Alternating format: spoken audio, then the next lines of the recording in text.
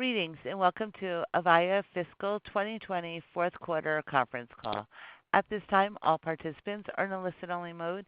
A question-and-answer session will follow the formal presentation. If anyone should require operator assistance during the conference, please press star zero on your telephone keypad. Please note this conference is being recorded. I will now turn the conference over to Michael McCarthy, Vice President of Investor Relations. Thank you. You may begin. Thank you. Welcome to Avaya's Fiscal 2020 Fourth Quarter Investor Call. Jim Cherico, our President and CEO, and Kieran McGrath, our Chief Financial Officer, will lead this morning's call and share with you some prepared remarks before taking your questions. Consistent with social distancing mandates, each of us on this morning's call are assembled from our remote locations. The earnings release and investor slides referenced on this morning's call are accessible on the investor page of our website, as well as in the 8-K filed today with the SEC, which should aid you in your understanding of Avaya's financial results. We will reference non-GAAP financial measures and specifically note that all sequential and year-over-year comparisons reference non-GAAP numbers, except where otherwise noted. We have included a reconciliation of such measures to GAAP in the earnings release and the investor slides. We may make forward-looking statements that are based on current expectations, forecasts, and assumptions, which remain subject to risks and uncertainties that could cause actual results to differ materially. In particular, our business is currently being impacted by COVID-19 and its effect on the global economy. The extent of its continued impact on our business will depend on a number of factors that include, but may not be limited to, severity and duration, as well as actions taken and not taken by governments, businesses, and consumers in response to the pandemic, all of which continue to evolve and remain uncertain at this time. Information about risks and uncertainties may be found in our most recent filings with the SEC, including our Form 10-K and subsequent Form 10-Q reports. It is Avaya's policy not to reiterate guidance, and we undertake no obligations to update or revise forward-looking statements in the event facts or circumstances change, except as otherwise required by law. I will now turn the call over to Jim. Yeah, thanks, Mike. Good morning, and thank you to everyone joining our call. I'm very pleased to share our quarterly and full-year results with you this morning. Avaya's Q4 was by all measures an exceptional quarter and was the capstone to a remarkable year for the company. We delivered on our financial commitments, drove significant shareholder value, and delivered innovations to our customers throughout this highly dynamic, competitive, and challenging environment.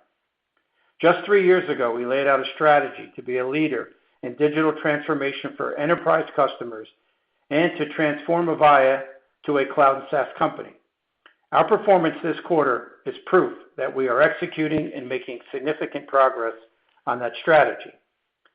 What is even more compelling is that digital-first initiatives have accelerated, and I believe we are uniquely positioned to lead and provide our customers with scale, reach, security, and innovation required to tackle these new challenges and opportunities head-on. I cannot be more excited about our future. Before moving to the numbers, let me say how proud I am of our team's focus, commitment, and resiliency during a period of adversity and great uncertainty. Their dedication to our customers, partners, and each other has been nothing short of amazing. With that, let me hit the headlines. Avaya's Q4 was a quarter where outcomes were driven by outstanding execution, hitting on all cylinders across every dimension of the business. Q4 non-GAAP revenue was $757 million, above the high end of our guidance. Revenue was up $35 million from Q3 and $31 million from the prior year.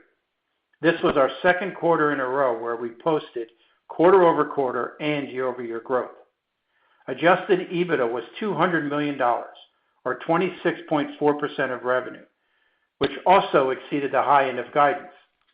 Cash flow from operations was $70 million, and we ended the quarter with $727 million of cash. With regards to our capital structure, we continue to strengthen our financial position. We refinanced $1 billion of debt and executed an $800 million term loan amend and extend. These moves extended our debt maturities, reduced refinancing risk, and improved our financial flexibility. We delivered excellent results, not just growth, but profitable growth. And I'm delighted with our progress and the foundation we laid going into fiscal 2021. Now to the details on some key areas of momentum.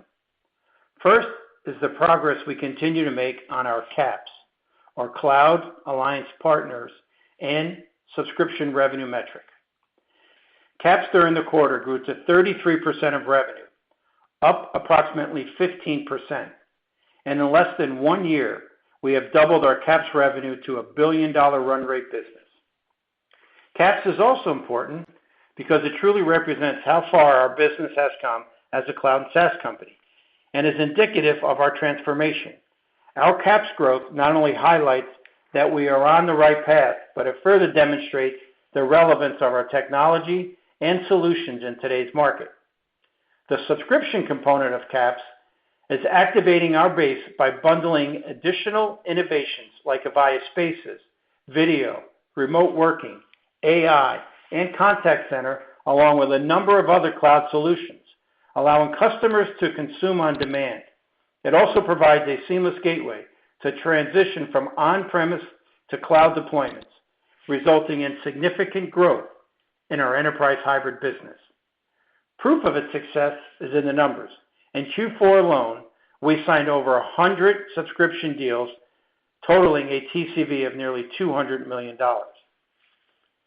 Let me share a significant subscription win and competitive displacement in the financial services industry.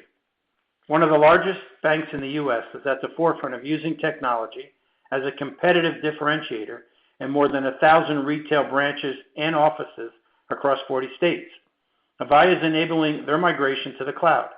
With our subscription solution, they will transition over 70,000 users from using Cisco to Avaya in their retail branches, while also supporting an increasing population of remote workers.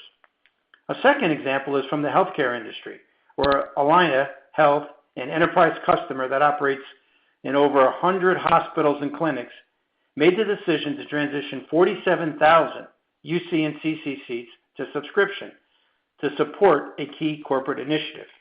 Our solution provides them the flexibility to more easily support their remote agents as they cope with the safety, operational, and customer service challenges posed during COVID.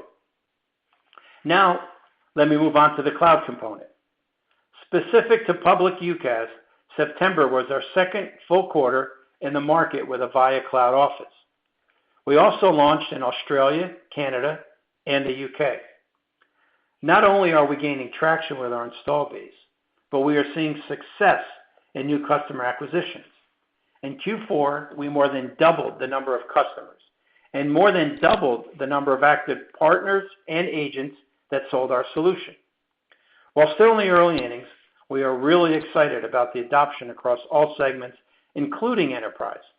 One such example was the Art Institutes, a system of private schools throughout the United States.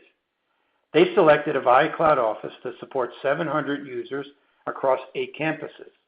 Over the 5-year agreement, Avaya will play a critical role in helping the Art Institutes manage their multi-location requirements with increased flexibility, functionality, and centralized operations.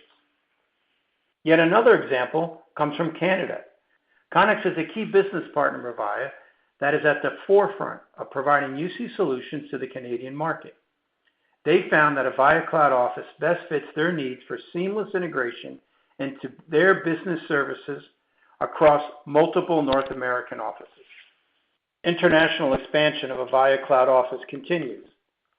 At the end of September, we launched in France, Ireland, and the Netherlands. And just last week, we announced the expansion into 5 other European markets.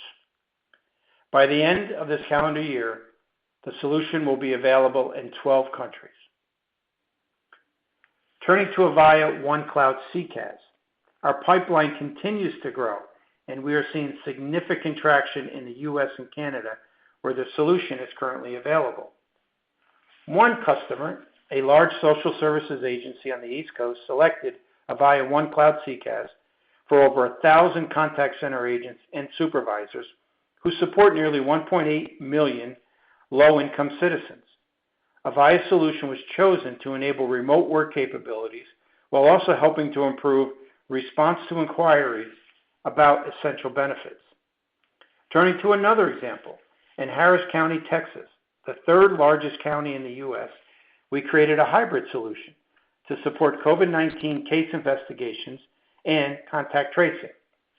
With this solution, the county can reach individuals and trace contacts through automated outbound notifications.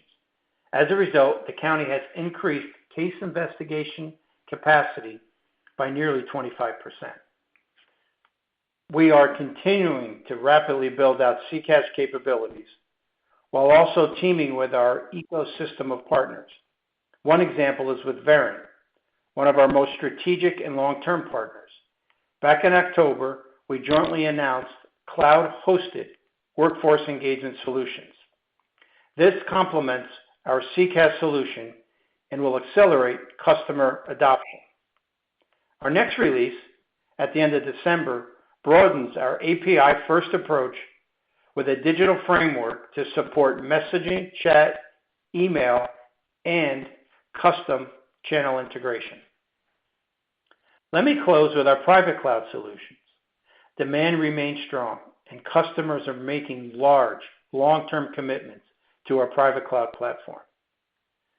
We are able to set up private implementations with the same speed of public, and we are doing so on a global basis. This is fueling opportunities, especially with customers in industries where public cloud either isn't available or cannot meet the stringent security, regulatory, or privacy-related requirements of their businesses. One example is with a global provider of CRM and BPO services. Realizing public cloud would not address their needs, they leveraged our One Cloud solution in a private cloud deployment in order to consolidate their Avaya third-party solutions into a single unified framework, which includes workforce management, speech analytics, quality management, and encryption. Shifting to Avaya Spaces, our workstream collaboration platform, we are seeing significant increase in new seats and usage, which more than doubled sequentially. Although this solution was only rolled out 9 months ago, it was already featured in the Gartner Magic Quadrant for meeting solutions. This offering is available in nearly 100 countries and includes voice, video, chat, messaging, and team rooms. Spaces is continuing to make a difference around the world. Technology security is a significant issue for one of the largest energy companies based in the Middle East. 40% of their staff work is on site, and security compliance prevented the use of remote working solutions to connect on-site teams with remote teams. This had a major impact on team efficiency and productivity. Spaces not only offered the collaboration capabilities they needed, but was able to address the security concerns. Closer to home, St. John's Lutheran School, just outside Chicago, transitioned their entire student body to an immersive online learning program in August. The school is using Avaya Spaces exclusively, and after seeing great success in the classroom, St. John's is now using Spaces for their ongoing operations, including faculty and board meetings. We are continuing to make significant strides in our workstream collaboration platform and recently announced a strategic partnership with NVIDIA to further improve the user experience by removing background noise, adding virtual green screen backgrounds, and adding the ability to generate live transcriptions. Lastly, on the strategic partner component of CAPS, we continue to drive significant new growth opportunities with partners such as Affinity, Google, Nuance, Salesforce.com, and Verint, to name a few. And let me just share a couple highlights. Just last quarter, we announced the availability of Google Conversational AI Solution. Since we launched, we've booked well over a dozen new deals and continue to build a robust pipeline of contact center customers looking to leverage this capability. Another example is with Verint, where we just announced the integration of Verint Knowledge Management with Avaya One Cloud CCaaS. This is an important capability that will accelerate adoption of our CCaaS platform. As digital transformation continues to accelerate, companies have reprioritized their own strategic initiatives, thereby creating an opportunity for Avaya to lead in this space. The combination of these offerings and capabilities drives our ability to close large global opportunities that most others simply cannot. The proof? In Q4 alone, we signed 135 deals with a TCV of over $1 million.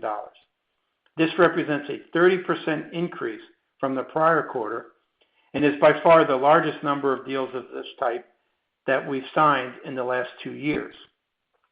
In total, these represent well over $400 million in TCV. 17 of these deals were greater than $5 million, and 4 were greater than $10 million, with one deal over $25 million. In the face of a worldwide pandemic, where almost all of our commercial operations are being conducted virtually, we won over 1,500 new logos in the quarter, nearly a 75% increase from Q3. This is not only a testament to our ability to win deals from the competition, but to the relevance of our technology and the trust customers place in an established brand to support their mission-critical needs. I am extremely proud of these results, and especially of our global teams, which have shown amazing tenacity and resolve throughout this fiscal year. In FY20, we made significant steps forward in our cloud and SaaS transformational journey. Let me summarize 4 key focus areas for the year. First, we have successfully positioned the company for growth. We posted 2 quarters of quarter-over-quarter and year-over-year growth, and our all-important CAPS number grew from 15% to 26% of revenue in FY20, representing a 73% growth. Second, we have maintained our profitability while reinvesting in the business. For the full year, our adjusted EBITDA was $710 million, or 24.7%, exceeding last year's performance. Third, we continue to innovate across our entire portfolio of solutions. Our teams won another Edison Award. Avaya Spaces was added to the Gartner Magic Quadrant. We introduced public UCaaS and CCaaS offerings to the market. And on the AI front, we are making significant investments, both organically and through partnerships with Affinity, Google, and NVIDIA, among others. Lastly, we made decisive moves to enhance shareholder value and improve our capital structure through effective execution of our share repurchase program and by improving our balance sheet by paying down debt and extending maturities. By all measures, it was an exceptional year across multiple dimensions of our business. Looking forward, as we continue to build on our momentum and reposition the company, we will begin reporting annual recurring revenue, or ARR, as a new performance metric. Not only will this provide increased transparency into our cloud growth, but it measures us against our cloud peers. Kieran will share additional details, but let me give you a snapshot of FY20. Overall, ARR grew by more than 400% year over year. Contact center and our hybrid businesses were significant contributors to this growth. With that, let me turn it over to Kieran. Thank you, Jim. Good morning, everyone. As a reminder, unless otherwise stated, all financial metrics referenced on this call are non-GAAP, and the supplementary slides posted on our investor relations website set forth the GAAP to non-GAAP reconciliations. All figures mentioned in this call are as reported unless otherwise indicated in constant currency. For the quarter, non-GAAP revenue was $757 million. This compares to $726 million reported a year ago and $722 million in Q3 of fiscal 2020. As a reminder, during the quarter, GAAP and non-GAAP revenue have converged, and the non-GAAP differences generated by fresh start accounting are now immaterial. However, non-GAAP adjustments were material in fiscal year 19, and so from a year-on-year comparison, we speak to non-GAAP revenue for proper comparisons. We expect this to be the last quarter that mentions non-GAAP revenue comparability. Our 4Q performance was led by North America, which delivered strong year-on-year growth for the third quarter in a row. North America's 4Q results also benefited from a larger contribution from the U.S. government sector than we had originally guided, specifically because of the timing of deliverables associated with the Social Security Administration contract. As Jim mentioned earlier, revenue contribution from CAPS, or Cloud, Alliance Partner, and Subscription, remains a strong indicator of the rapid transformation of our business. This quarter, CAPS represented 33% of total revenue, up from 30% in 3Q. CAPS for full year fiscal 20 in aggregate came in at 26%, which compares to 15% for the full year fiscal 2019. We continue to see growth from our subscription and strategic alliance partner offerings, further proof that OpEx and cloud consumption models are much preferred in the market over the historically dominant CapEx engagements. As more of our software is contracted via subscription, the shift of our perpetual license business to an OpEx model benefits the services segment, while it adversely impacts the product and solutions segment. We are seeing this rebalance while still maintaining the same high levels of revenue coming from recurring streams and from software and services. For our fourth fiscal quarter, recurring revenue accounted for 63% of total revenue, with software and services accounting for 88%. Fourth quarter product revenue was $269 million, compared to $315 million in the year-ago period and $262 million in Q3. As I just mentioned, within the product segment, we saw the impact of the shift to subscription, as well as continued declines in hardware driven by long-term market trends and exacerbated by the COVID pandemic. Benefiting from subscription, fourth quarter service revenue was $488 million, up from $411 million in the year-ago period and $460 million in fiscal Q3.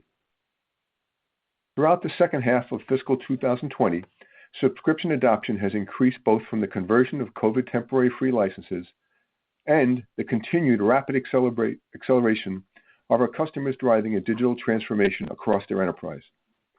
Digital transformation initiatives have helped increase contact center revenue contribution of our total business from just about 30% of our revenue 2 years ago to 40% for all of fiscal 2020.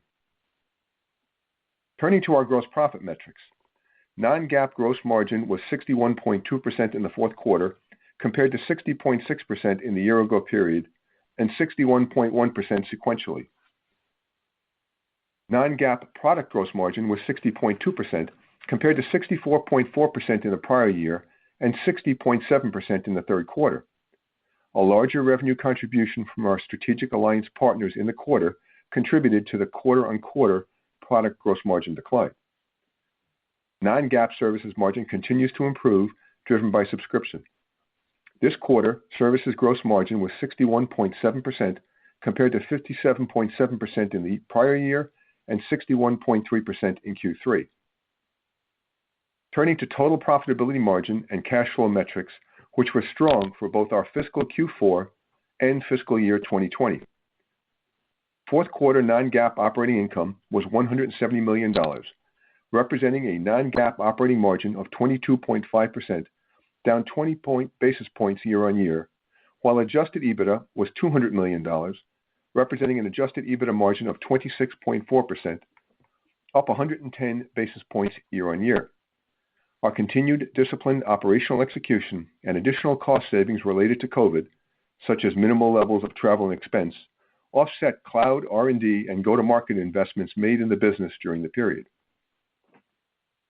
Turning to cash flow, we generated $70 million in cash flow from operations, or 9% of total revenue, contributing to a fourth quarter ending cash balance of $727 million.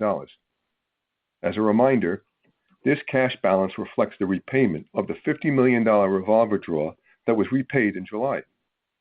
As for the full fiscal year, our CFFO totaled $147 million, representing 5% of revenue. While on the topic of cash, during the quarter we took advantage of favorable market conditions to extend our debt maturities by using the proceeds from a $1 billion senior notes offering to execute a partial paydown of our term loans. In addition, we extended maturities on another $800 million of term loans for 3 additional years. Between the notes offering and the term loan extension, we moved approximately $1.8 billion of maturities from 2024 out to 2027 and 2028. These actions extended weighted average debt maturities from 4.1 to 6.1 years, enabling us to reduce financing risk and improve financial flexibility. Summarizing fiscal year 2020, non-GAAP revenue was $2.879 billion compared to $2.908 billion reported in the year-ago period. Non-GAAP operating income was $610 million, representing a non-GAAP operating margin of 21.2%, down 40 basis points year-on-year. Adjusted EBITDA was $710 million, representing an adjusted EBITDA margin of 24.7%, up 40 basis points year-on-year. And finally, we exited the year with a CAPS run rate that is more than double where fiscal year 2019 ended. In addition to the performance we guided to and delivered upon, our capital allocation program for the year was successful across several fronts. We opportunistically bought back 26% of our outstanding common shares at well below current trading levels. We repaid a significant portion of our long-term debt, and we improved our capital structure by extending debt maturities. Now, turning to guidance for 1Q21 as well as full year fiscal 21. Please note that all year-on-year revenue changes are expressed on a constant currency basis and all revenue amounts reflecting rates as of September 30th, 2020. For the first quarter of our fiscal year 2021, we anticipate GAAP revenues of $710 million to $730 million, representing growth at the midpoint year-on-year. We expect non-GAAP operating margin for the first quarter to be between approximately 20% and 21%, and our adjusted EBITDA margin to be between $165 and $180 million, or between approximately 23 and 25% of revenue. Looking forward towards fiscal year 2021, we expect full year GAAP revenues of between $2.875 and $2.925 billion, representing a range of flat to 1% revenue growth as measured in constant currency. This estimate reflects continuing caution concerning uncertainty of a COVID-related resurgence on businesses globally, as well as reflecting that more of Avaya's 2021 subscription bookings will be coming from our Avaya One Cloud public and private cloud offerings in the second half of fiscal 2021, which are ratable transactions from a revenue recognition perspective. We expect non-GAAP operating margin to be between approximately 19% and 21% for the full fiscal year. Similarly, our adjusted EBITDA margin should range between $660 and $710 million, or between approximately 23 and 24% of revenue, reflecting a continued increase in cloud R&D investments, as well as go-to-market spending, especially in sales and marketing of our cloud offerings in the channel. Additionally, we anticipate that travel and expense will likely be returning to more normal activity levels in the second half of fiscal 2021, with anticipated lessening of the impacts of the COVID pandemic. In terms of cash flow from operations for full fiscal year 2021, we expect to be between 2 and 3% of full year revenue. This is primarily due to the expected continued acceleration in our shift to a subscription licensing model, which extends out the cash conversion cycle versus the prior predominantly CapEx licensing model, which has cash receipts more closely aligned with revenue recognition. At this time, we expect our shares outstanding to be between approximately 80 and 85 million shares at fiscal 2021 year end. Now, before I hand the call back to Jim, I'd like to spend a few moments expanding on our existing CAPS transformational metric, as well as provide some context around another metric that we are introducing aimed at providing enhanced visibility into Avaya's progress towards becoming a recurring subscription and cloud company. As a reminder, we introduced the CAPS metric at the beginning of fiscal year 20. As you've seen from our results, we've made great progress during the year and actually exceeded our 30% long-term target in the second half of the year, a full year ahead of schedule. This was largely due to the rapid uptake of Avaya One Cloud subscription. In fiscal 2021, we expect the share of CAPS revenue will continue to grow meaningfully due to the continued acceleration of our Avaya OneCloud family of offerings. We therefore expect that for the next fiscal year, CAPS will represent between 35 and 40% of our annual revenue, up from 26% for all of fiscal 2020.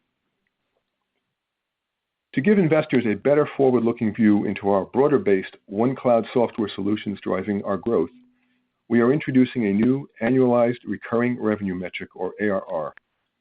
This metric is similar to what our industry peers report and will reflect only the recurring components of Avaya's OneCloud portfolio, which includes multiple deployment options based on customer choice. We believe the OneCloud ARR provides investors with a better view into our long-term revenue growth potential and trajectory. Our OneCloud ARR grew from $35 million at the end of fiscal year 19 to $191 million exiting fiscal year 20, after just 1 year of our OneCloud solutions being in market. Our expectation is that our OneCloud ARR will double by year-end fiscal 21, approaching 15% of our revenue. We anticipate as we exit fiscal year 23, it will represent over $1 billion of annual revenue. As we rapidly transition to this new model, we do expect that there will be headwinds to our cash flow during the fiscal year 21 and fiscal year 22 period, as a subscription versus CapEx sales drive significantly different cash flow dynamics. To explain some of the puts and takes during our revenue model transition, we have included in our supplementary earning materials a simple illustration on slide 18 of revenue recognition and its associated cash flow for a typical premise-based subscription deal. In comparing the mechanics of a legacy perpetual license against subscription, the billing and cash flow of the latter follows a ratable pattern typical of a SaaS model. In this example, revenue recognition precedes cash flow, creating a working capital headwind in the first year and a tailwind in years 2 and 3. Because of this, we will see a reduction or a deferral in cash flow in fiscal years 21 and 22. As we exit fiscal 2023, we believe we'll return to our long-term CFO target levels of between 10 and 13% of revenue.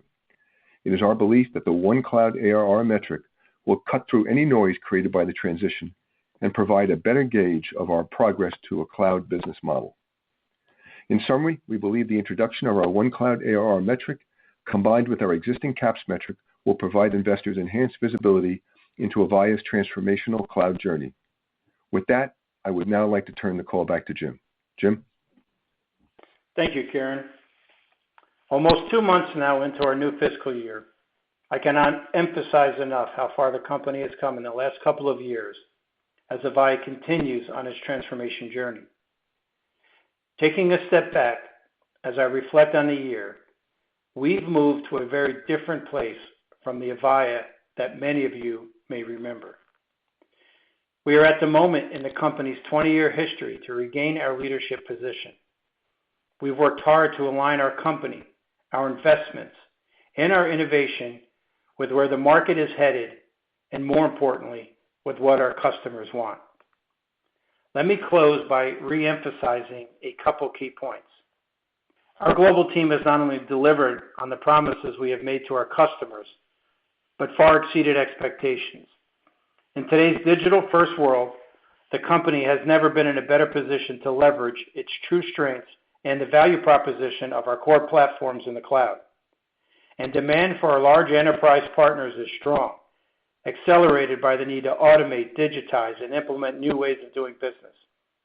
Looking at FY21, we have an opportunity to help shape our customers' futures, and we are embracing it. We will remain focused on public cloud, both UCaaS and CCaaS, private cloud, and workstream collaboration platform with our Spaces solution. In closing, the company is successfully navigating through these challenging times while we continue to strengthen our position to lead our enterprise customers as they accelerate their own transformations. With that, we're now happy to take your questions. Thank you. If you would like to ask a question, please press star 1 on your telephone keypad. Okay. A confirmation tone will indicate your line is in the queue. You may press star 2 if you would like to remove your question from the queue. And for participants using speaker Tyler, equipment, it may be did you necessary catch to pick anything up in either your Jim headset or Kieran's before pressing your star keys. we should revisit? During the Q&A, everything that I please had written down limit for your Jim's, we questions. went back and did or discussed. Kieran, no, I think the final cash flow ARR section should be fine.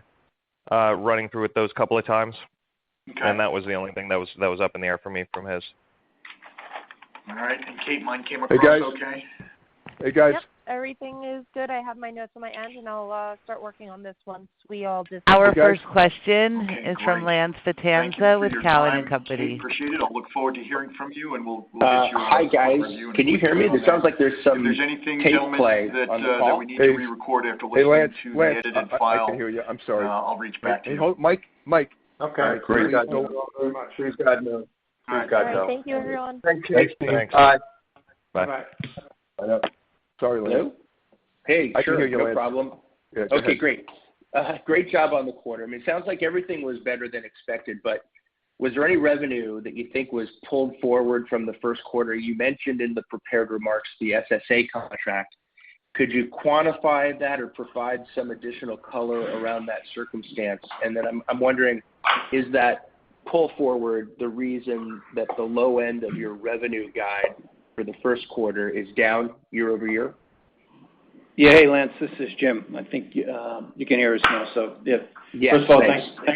Thanks for the question. So I wouldn't characterize Q4 as having any pull forward. What I would say, to your point on Social Security, it definitely came in stronger than we had anticipated, as well as subscription was obviously a big driver for the quarter, as a number of our customers are looking to accelerate their digital transformation.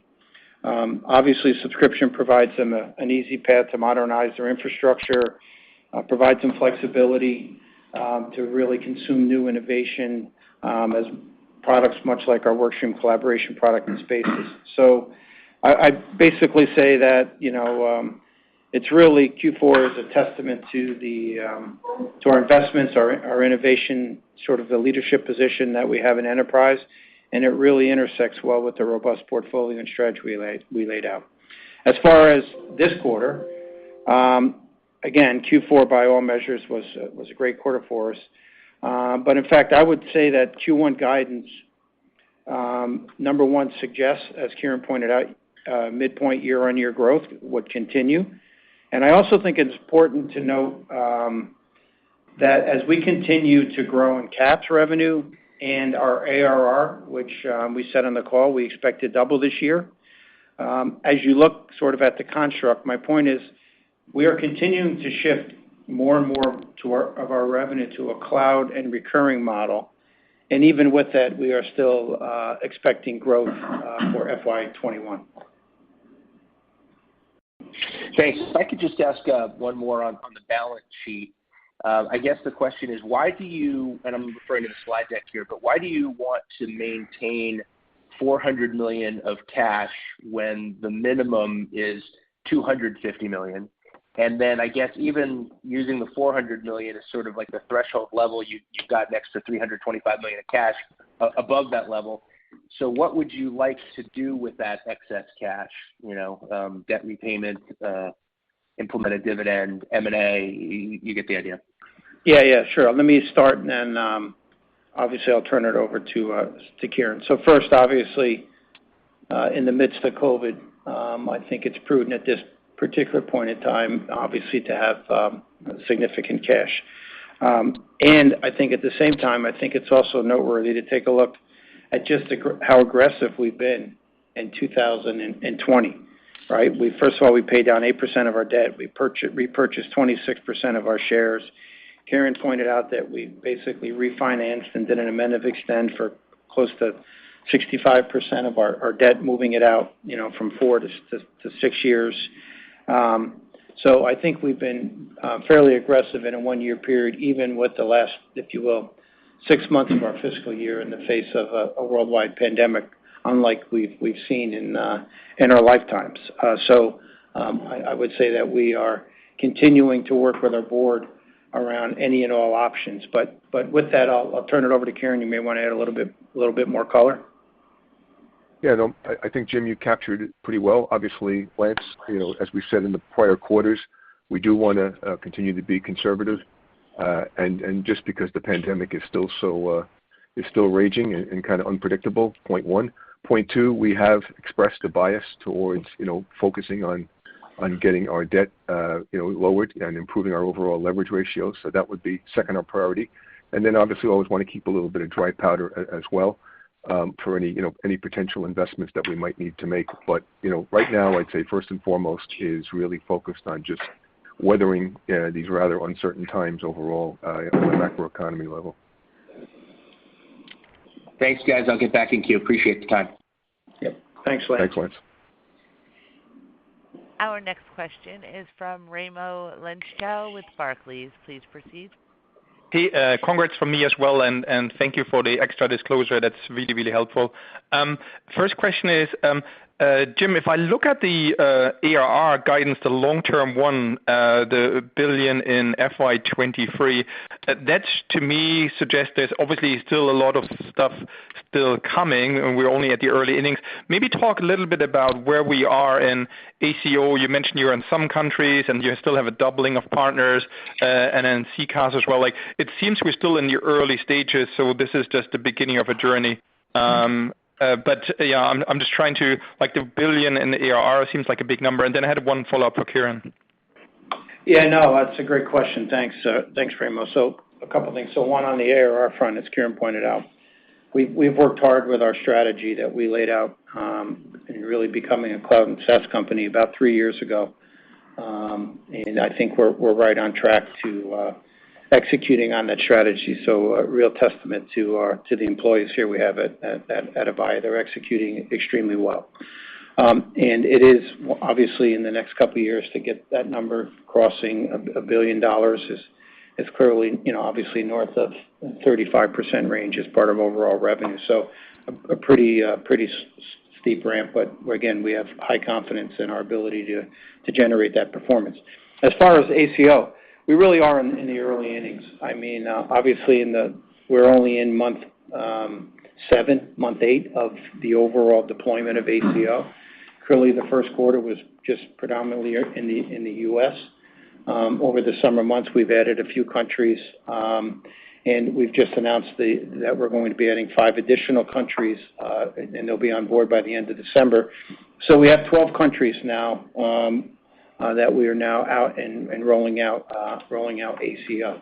And we have expectations, obviously, as we move into the calendar year 21, that we'll continue to build on that. We are excited, to say the least, about where we are with the performance and acceptance of ACO, not only from our partner community, but from enterprise customers as well. And obviously, we are putting, if you will, a significant amount of investment into our ACO infrastructure and our go-to-market organizations and our support organizations, if you will, like customer success and inside sales. And more importantly, as we continue to roll this out in each of the countries around the world. And as Kieran pointed out, we're going to at least invest at least 1 point of our EBITDA performance back in, like we did this year. So back into the go-to-market functions, as well as continuing, in fact, grow our investments in R&D as we go through 2021 in order for us to execute on the plan that Kieran just laid out. So I would say we're really excited. I think we're right on where we thought we would be with ACO at this particular time. Obviously, doubling the number of customers in 1 quarter is significant. As we look at our backlog, as we look at how well we're integrating organizationally with Ring, I think has actually been a real pleasant surprise, for lack of a better term, with how the organizations are gelling and how we're collectively going to market. And we're as I said, we really only have a handful of countries that have any more than about 3 months of go-to-market time under their belt, but we have high expectations in FY21, and as we look at, our funnel and our pipeline, I would suggest that, we're pretty comfortable with what we're seeing on the horizon for our ACO market acceptance. Perfect. Thank you. And then the follow-up for Kieran is, if I think about profitability, obviously we're living, lower travel costs, et cetera, and I get that in your guidance. But in what respect has this kind of crisis reshaped how you think about kind of sales spending, et cetera? It's unlikely we're going back to the old normal. There's going to be like a new normal. Like, how much your guidance includes like a new normal versus an old normal? Thank you. Sure. I think, Raimo, as Jim pointed out, there's a couple of things going on, a couple of dynamics going on. One is the dynamic of we will return to some level of new normal activity, and I think you're 100% right. It will probably not be at the same levels of T&E, travel and entertainment, as well as even facility spending. We've been able to do some right sizing as we go through time. On the flip side of it is, I think our early entree here now with ACO and our CCaaS offerings, recognize that we need to continue to build out our go-to-market infrastructure, especially in support of our channel partners as well. So I think what you're seeing is a kind of a shift of the emphasis in spending into more of the bulwark behind, laying out that full ecosystem of go-to-market, and that's what we've contemplated in our guidance for fiscal 2021. Okay, makes sense. Thank you. Thanks, Raimo. Our next question is from Meta Marshall with Morgan Stanley. Please proceed. Great, thanks. I wanted to dive into the contact center a little bit. Maybe first question, you noted some improvements in your press release on additional feature sets, but if there's any other critical development milestones coming up, since you had hoped to have a lot of that product finished by the end of the year. And then maybe second, just initiatives to push that customer set to kind of the subscription product and where you think contact center as a percentage of revenue can go from the 40% you laid out from fiscal 20. Thanks. Yeah, hi Meta, this is Jim. I'll address it first. So yeah, on the contact center, we're obviously we announced the product roughly about 6 months ago. We're actually quite pleased on our progress to date. We're predominantly more around sort of a digital solution with our contact center. We have follow-on releases as early as in the next, I would say, 2 months or so, where we'll be moving outside of the U.S. and Canada. So we'll be moving to roughly about, I'd say, 30 countries plus or minus associated with that. We have enhanced, obviously, features and content that we'll be building into the product in very short order around omni-channel, bring your own carrier, and a number of other significant features in the marketplace. We have the teams deployed. We're ramping up, obviously, our go-to-market functions in order to go execute and sell that with not only a partner community, but as well as our service provider community and our direct workforce. One of the reasons why we brought Steven Spears on to the company back in September, who's a proven cloud leader in his previous jobs, and we're already making and enhancing, I should say, our go-to-market functions to provide the capabilities needed as well as the systems to execute on that. So we think we're in very, very good shape. And what I'll do is I'll turn it over to Anthony, who's here with me, to give you maybe a little bit more insights into sort of where we are in the progression. Sure, thanks, Jim, and Meta, good question. So we've introduced, we're continuing with the milestones that we've laid out on previous calls. We've introduced digital channels into the beta that Jim had mentioned. We're expanding into EU via the UK and Ireland, followed by Mexico, and you'll see those coming in January. And we've already seen our funnel double over this last quarter that we're reporting on. So we're seeing some good progress there. And as far as just in terms of kind of percentage of revenue or initiatives to push the customers to those new products. Kieran. So I would tell you we are seeing, obviously, with subscription, with significant uptake, as we pointed out. A key component of that is obviously with the contact centers and really deploying our subscription offer out there. It's been accepted far beyond even our wildest expectation. Our contracts are in the range of 3 to 5 years. So it's a nice entree into fortifying our relationship with our customers, but more importantly, providing them an easy avenue to upgrade a technology and entree into cloud. We are also seeing, as we now have a year under our belt with subscription, a number of those customers coming back as we would expect and asking for, at this time, private cloud solutions to take sort of subscription to the next level and really moving to an overall private cloud solution, again, which we're excited about with the opportunities in front of us. So we're seeing nice growth in 2020 in contact center. So really off the heels of subscription, and it's actually executing to our plan on an entree, if you will, to the cloud.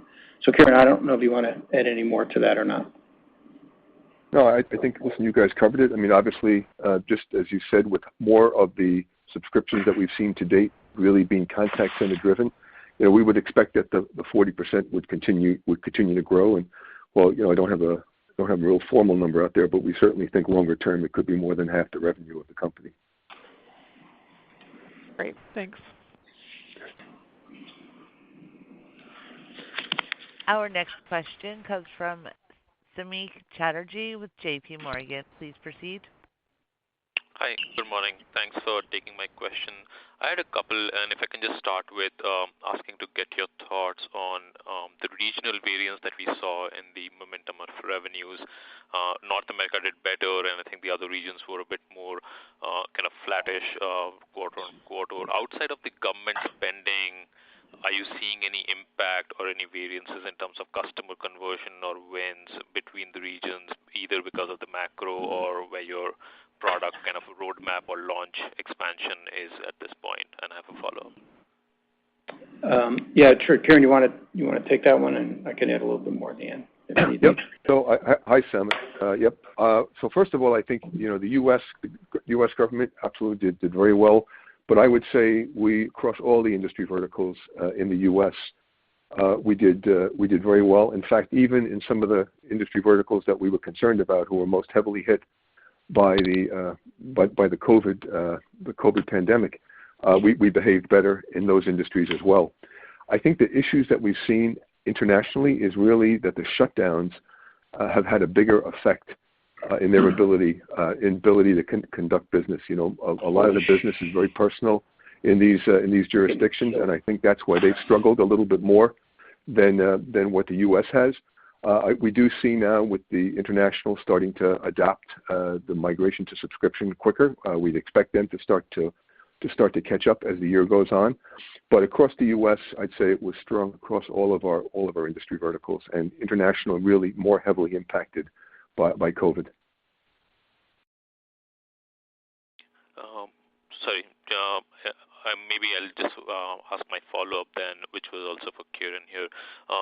On Kieran, you're guiding to about a $300 million increase in Aps revenue, and based on your guidance for total revenue growth being kind of 0 to 1, that would imply about like a $250 to $300 million decline in the remainder of the business. So I just want to see if you can give me kind of the broad buckets there of what are the primary areas that are driving that decline of 250 to 300. I understand the move to subscription, but don't think that drives some of this decline.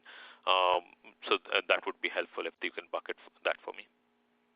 Sure, but I think overall we have been very quick to acknowledge that just market trends from the traditional way of selling product have shown that premise-based product is going to be declining, especially under a CapEx model, by high single digits to low double digits as we go through time, and that's what we factored in. We expect to continue to see that the traditional business, especially from a hardware perspective, will continue to decline, very consistent with the market trends. I mean, that's really the massive churn that you're going to see in our business as we go through time. A very significant part of our business is still premise-based in terms of the a lot of the maintenance that's out there, and that all has to work its way through. So we expect that portion of the business to continue to face headwinds as more of the business starts to shift to subscription and cloud, and we'll start to see that more than offset it obviously with our growth projections for the full year and longer term. But just in the current period of time, it really is coming from our traditional premise-based product business and the maintenance that is associated with it. Thank you. Our next question is from Asiya Merchant with Citigroup. Please proceed. Great. Thank you for taking my questions, and congratulations on a strong quarter. Kieran, one quick question. As you kind of look forward, you gave us some great metrics on how to think about the transition from fiscal 21 to 23. And just want to kind of understand, as you look at your long-term model, as you get to those cash flow metrics, what are some puts and takes that we should think about from the margin, EBITDA margin perspective? And as you look at fiscal 21 as well, again, if you can walk us through some of the puts and takes to your guide, what could drive it coming to the lower end of your guide versus higher end, some things to keep a look at. Thank you. Sure. Yep. So I mean, firstly, I would be naive if we didn't acknowledge that the COVID pandemic is still out there. And, while we feel we've got a pretty good insight into our customers from a funnel perspective, as Jim pointed out, and we think we got good control of the business. And quite frankly, we've seen some of our guys reporting in internationally, especially in some of our European countries, that the businesses are shut down almost entirely. And that's always a concern that you have to acknowledge. So that's the one thing just tactically that we would think about. Over the longer term, I mean, we really do see more of the business migrating to subscription, as I pointed out in my prepared remarks. We expect that more of that subscription, our subscription bundles, are going to be delivered more as a service, so more cloud content, which means we'll be taking more and more of that ratably. So while we should see an increase in bookings as reflected in our ARR metric that we're talking about, more of that revenue is going to come after over time. We are doubling down, as Jim pointed out, on the investments that we made from a cloud perspective, especially from a CCaaS perspective.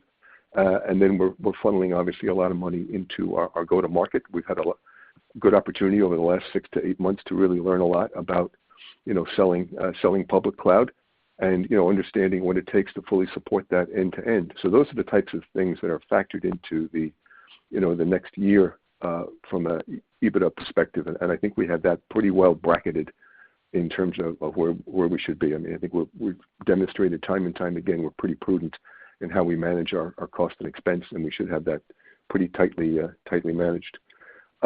Longer term, the opportunity to truly scale our cloud offerings is really going to give us the ability to expand. Is going to give us the ability to expand our margins. We'll become more efficient from a cloud go-to-market perspective, and we think there's opportunity in our sales go-to-market as well. As we've always said, we think we'll continue to see some improvement in our product gross margins as we start to move away from hardware. Great. Thank you. Thanks, Seth. Our next question is from Rod Hall with Goldman Sachs. Please proceed. Hi, thanks for taking my question. This is Bala Reddy on for Rod. I just want to double click on the CCaaS momentum there. Wanted to see if there is anything that you could do to help us understand the size of it and how big it was, and then maybe talk a little bit about the sustainability of that business too. And I got a follow up. Yeah, sure. Yeah, hi, this is Jimmy. I'll turn it over to Anthony, give you some perspectives into what we're doing on CCaaS, and then if need be, I'll add a little bit at the end. Sure. What we're seeing is that the take-up rate is quite interesting with our customer base. What we find is they're approaching us on the CCaaS pure cloud public part of our business. And as it starts to roll out in multiple countries, we're starting to see that funnel build. I mentioned a little bit earlier that it's doubled just within the quarter alone. In terms of the sizing, that's going to depend on how quickly we get the rollout in each of those separate countries. And if we see that customer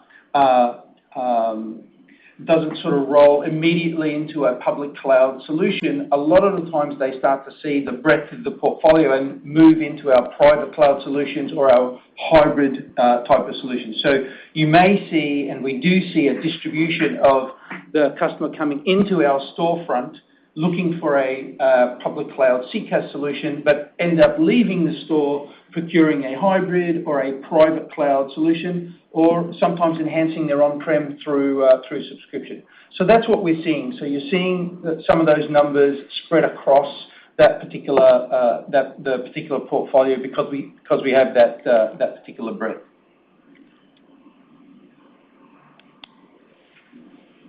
No, thanks, Anthony.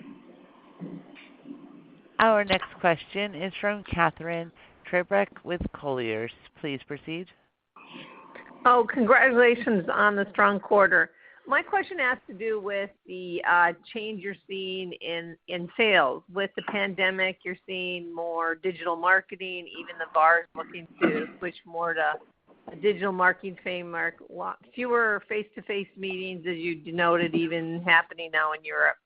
So what initiatives are you putting together for this change? And I think, I think it'll be the new normal. And then is that affecting the size of your sales force? And are you shifting people maybe to do more inside sales, et cetera? Could you just kind of go through that for me? Thank you. Yeah, sure. This is Jim. So yeah, that's a great question. And, obviously one of the reasons why we brought Simon Harrison on, who joined us back in January, as we sort of refocused and doubled down on our overall marketing efforts here within the company. And Simon and team have been doing a great job, especially as you point out in the world of digital. And I'll ask Stephen Spears, who's here with us, to add a little bit more color to that. But as far as our overall workforce and what are we shifting, we are under a bit of a transformation within our go-to-market efforts. We are obviously adding to not only our inside sales teams globally, but also customer success teams as well, as we deploy more of our cloud solutions out into the marketplace. And secondly, we're adding a number of what I'll call specialists in really generating cloud, especially with our larger enterprise customers. And in fact, we've added a number of folks into the organization that have the experience to work with partners, as not only we're transitioning our current VARs from hardware on-prem type sales, but also adding a number of new partners that are solely have their expertise in delivering cloud solutions to the marketplace.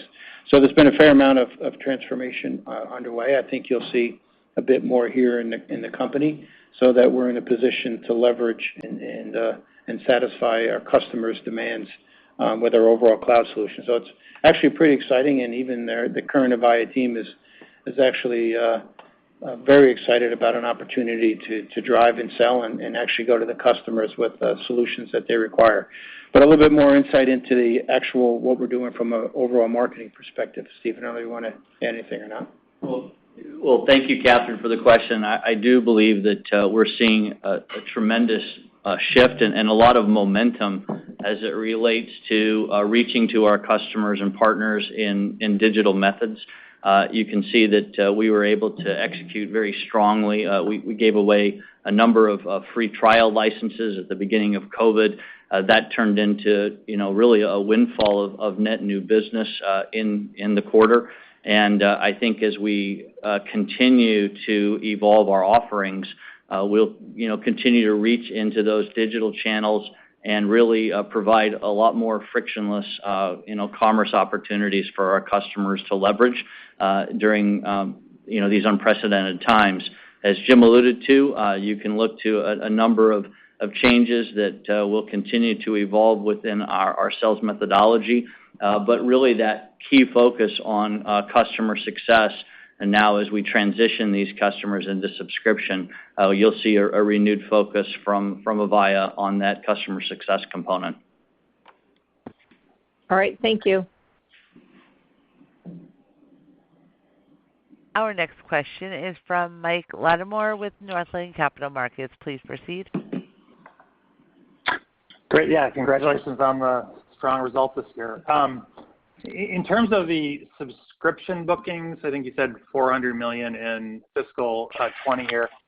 How much of that $400 million are you likely to recognize in fiscal 21? Kieran, you want to take this one? Sure. So Mike, as we've laid out, illustratively, we take anywhere from between 50 and 60% of the premise-based at point in time, given the subscription, given the premise-based content within it. So, I think the illustration that we put out there, that, of that $400 million, you'll probably get, somewhere on the magnitude of about 25% more per quarter, per year, in the following years. And then, you have the opportunity, obviously, to, when you renew it again, to renew the point in time portion of it again, assuming that it doesn't change, the bundle doesn't change in year 4. Okay, got it. And then it sounds like you're having a lot of success in the contact center segment. I guess, is there any way to highlight or describe what percent of some of your top contact center customers, whether it's top 20 or 50 or something, that are on subscription already?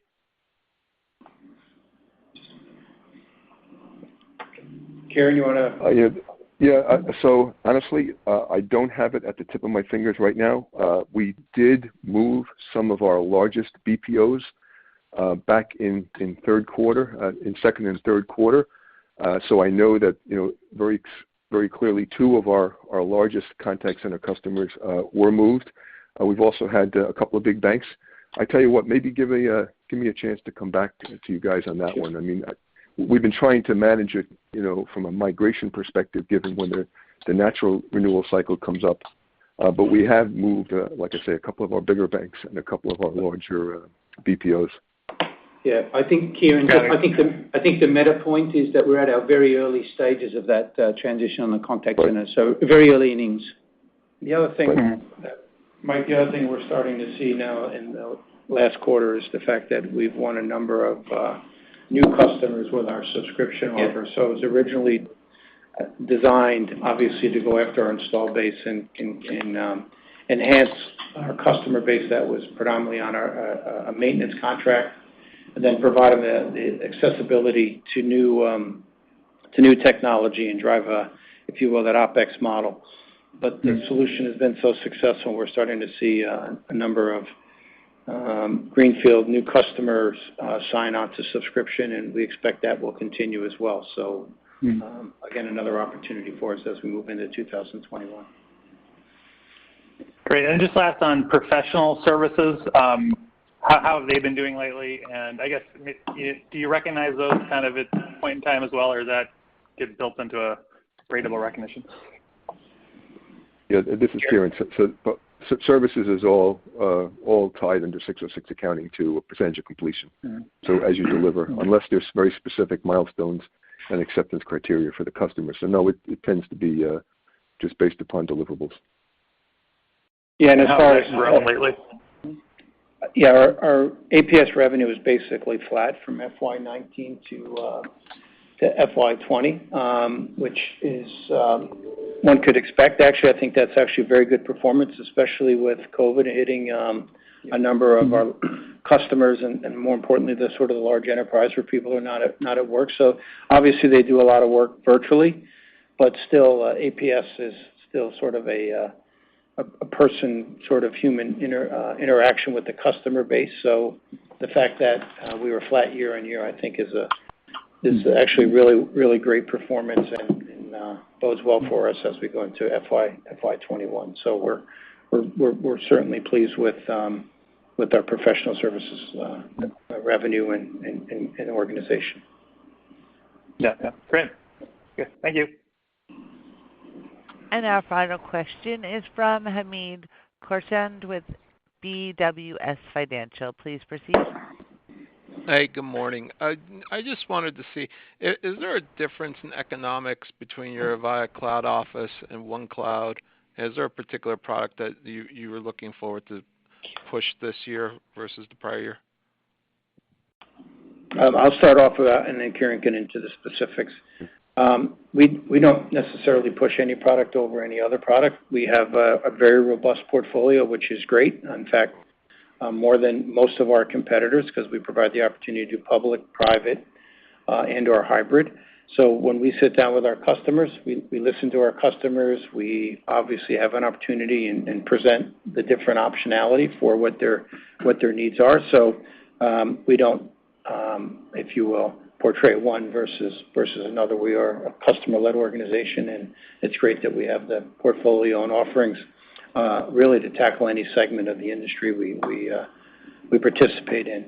As far as the overall, from a financial perspective, I don't know, Kieran, what color you can add to that or not. Sure. I mean, I think as we've laid out in the past, obviously the ACO offering, because we're not hosting it, is actually, mirrors in many ways. It's sort of a premise-based license, so high, relatively high gross margins and the like.